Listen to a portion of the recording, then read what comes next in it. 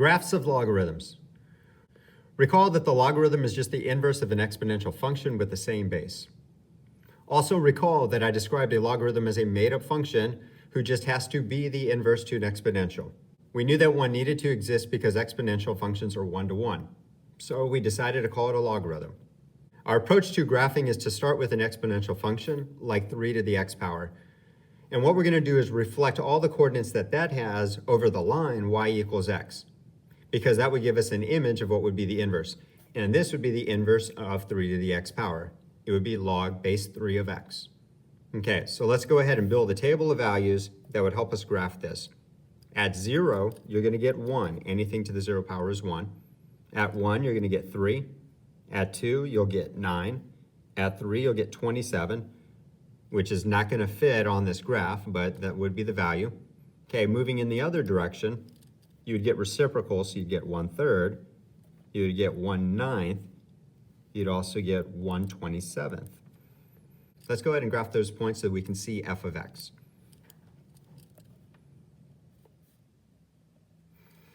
Okay, going out to 2, we're not going to be able to plot 9, but we can imagine moving out towards that direction. Okay, in the other direction, we'll get 1/3 there. This would be a 9, so it's basically at the x-axis then. Okay, so we have an asymptote.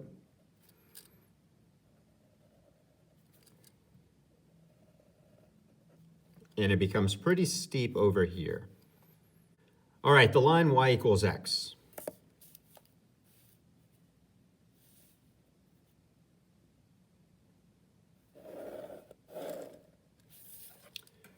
G of x is going to have to be the reflection of 3 to the x power over this line.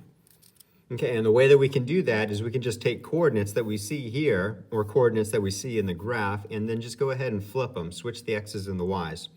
For example, instead of having 0, 1, we're going to have 1, 0. That would be the reflection of this point. Instead of 1, 3, we're going to get 3, 1, which would be the reflection of this coordinate. Okay, we're also going to get 1/3 negative 1, which would be about here. Get a 9th there, which you really can't show, but we get the idea. Here's your asymptote.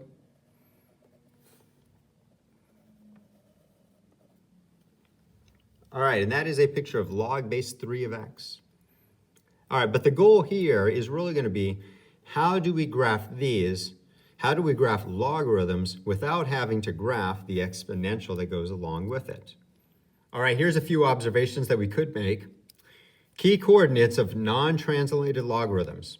Okay, as long as we're not shifting the logarithm to a different location, these are some coordinates that we could count on. Okay, remember that in the exponential, anything to the 0 power gives you 1. So we get the coordinate 0, 1. Okay, that means for a logarithm, you're going to get 1, 0. So you could always just plot that point. Okay, in addition, for the exponential, if you had 1, you're going to get back your base. Right, 3 to the 1 power is going to give you back 3. Okay, so what we could do is just use our base from the logarithm, flip the coordinates backwards, right? So then we have base, then 1. So that would be a coordinate you could use. In this example, log base 3 of x, the base is 3, so we can go out to 3 and then up 1. Okay, so now we've got 2 points. Okay, and an additional point that we could use to help get the shape of the graph would be that reciprocal coordinate to the one we just looked at.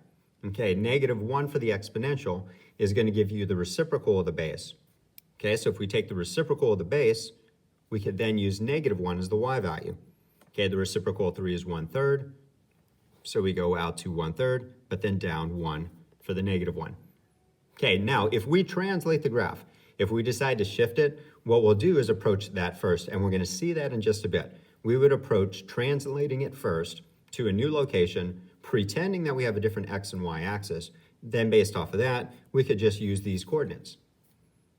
Okay, one other key point here is that the vertical asymptote is going to be the y-axis. Again, that would be if it were non-translated. Okay, so we can predict that that'll be part of the graph as we start to draw it. All right, for example 1, we're going to graph h of x, log base 4 of x plus 3 plus 2. Okay, what we've added in here is translations. We're going to be shifting horizontally and we're going to be shifting vertically. Okay, the +3 is going to indicate that horizontal shift. But like in all the other functions that we've looked at, this you're going to have to think of as a -3, that this is going to be shifted to the left 3 units. Okay, so what I'm going to do is go ahead and draw a line there. Okay, so if I shift 3 units to the left, that would put me at -3. So I'm going to imagine that this would be the y-axis, which ends up being the vertical asymptote for h of x. Okay, the +2 is going to elevate everything 2 units. Okay, so what I'm going to do is draw a line there as well. This I'm going to go ahead and draw as a solid line, and that's going to represent the x-axis. Okay, so this point is what I look at as the origin. That would be my 0, 0. Okay, and then what I'm going to do is use these 3 coordinates to start to build the shape of the graph. And these are going to be based strictly off of the 4. We've already dealt with the 3 and the 2. These are based just on the 4, and b is 4. Okay, so I'm going to get a coordinate at 1, 0, which is not here, but up here, okay, because I'm going to pretend that that's the origin. So I get 1 coordinate there. I'm going to get b1, which is going to be 4, 1, because our base is 4. Okay, so from here, go out 4 and up 1.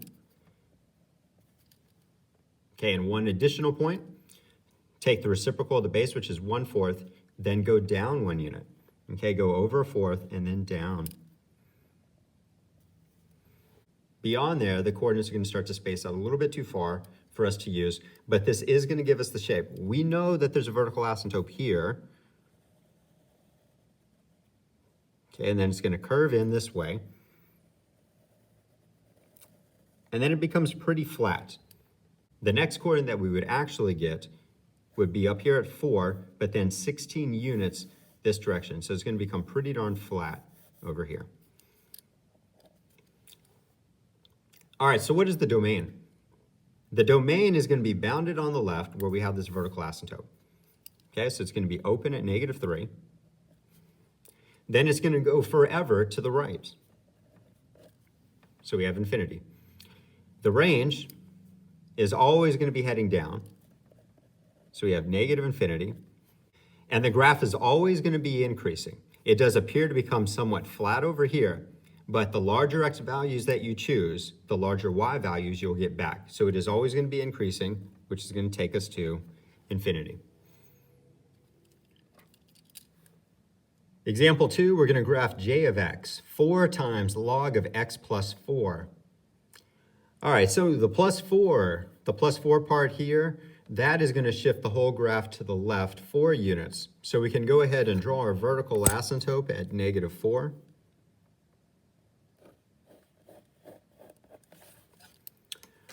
All right, other things. We do have a 4 that is out front. That is going to vertically stretch this. It's going to vertically stretch this with respect to the x-axis, which would also be wherever we shift vertical if we had to. In this case, we don't need to shift vertical, so you can relate that stretch with respect to the x-axis. But if everything had maybe shifted up 1 unit, you would then want to relate that stretch to that line. That would be there. All right, so what is our base? It just says log x plus 4. Okay, so if the base is not shown, it's implied that it will be 10. This is the common logarithm. It's going to have a base 10. All right, so let's start thinking about plotting coordinates using these. But at the same time, before you plot those points, we need to think about a vertical stretch of 4. All right, so for the first coordinate, which would be at 1, 0, you can actually go ahead and just plot that one, which will be here. Okay? If a point is on the x-axis, then the stretch isn't going to do anything here. Okay, what you're really going to do is stretch the difference that you have from a coordinate to that line with a factor of 4. But we're already there, so the difference is 0, and 0 times 4 will be 0. Okay, so it's going to stay there. All right, the next coordinate, b1, that would be 10, 1. Okay, so from here, we're going to go to the right 10 units, so that would be 4, and then this would get us to 10. And we would put a point here, except for the fact that we've got a 4. So we're going to look at that distance of a 1, multiply that by 4, which is going to put us up here. All right, our third coordinate, the reciprocal of b. The reciprocal of b is going to be 1/10. Okay, 1/10, so we're barely over here. We would be going down 1 unit, but we're actually going to go down 4 units. Okay, so just barely off of that asymptote, we're going to go down 4 units. So put that there. And that's about all we're going to get that we can use to graph. But that's okay. We got our asymptote.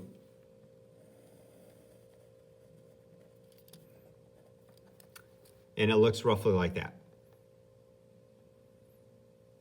The domain is going to be bounded at -4 and goes to infinity. The range is going to be all real numbers. When the base of your logarithm is between 0 and 1, the graph is essentially upside down because it will be the inverse of a decay function. But we can still use these key coordinates to graph it. Okay, let's go ahead and take a look at two functions that would be each other's inverse. We've got 1/2 to the x power, so that's a decay function. The inverse of that would be log base 1/2 of x. Okay, let's go ahead and graph this one first. Okay, when x is 0, we're going to get the coordinate 1. Okay, but when x is 1, what we're going to be getting is 1/2. You get a point here, and then after that you'll get 1/4, and then 1/8, and so on. Okay, moving in the other direction though, you would be taking reciprocals. If you go to -1, the reciprocal of 1/2 is 2, so we get a point here. -2 is going to give you 4, and then -3 would give you 8, which is going to be off of our graph.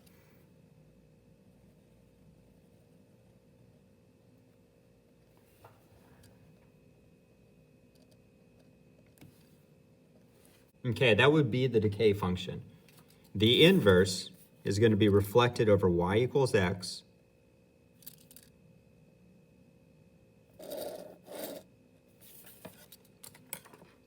And we can still use these coordinates to graph it.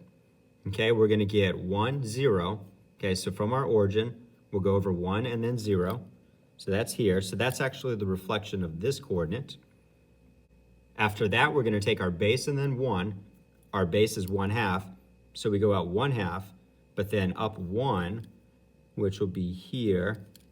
So that's the reflection of this coordinate. Okay, and then after that, we can take the reciprocal of our base. The reciprocal 1/2 is 2, so we could plot at 2, -1. Okay, we go out to 2, then -1. All right, and then we can continue to do stuff like this. We could imagine a -2, which in a sense is like a reciprocal of the base, but squared. Okay, the reciprocal 1/2 squared is 4. Okay, so if you go out 4, you would go down 2. Okay, now you might not really need that coordinate. We can get enough out of these 3, but I think it starts to help show us the shape. The vertical asymptote is going to be here. Okay, and then the graph is going to begin to flatten out as it moves this direction. Okay? With a base that's between 0 and 1, you're basically going to get a flipped over logarithm. You still have your vertical asymptote. Okay, it's going to go up forever, but then it's going to start to flatten out here. It is going to go down forever as well. The range isn't changing, but you're going to see that flattening out over here. Okay, let's go ahead and add this in though.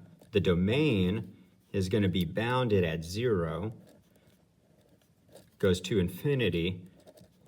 The range is still going to be all real numbers.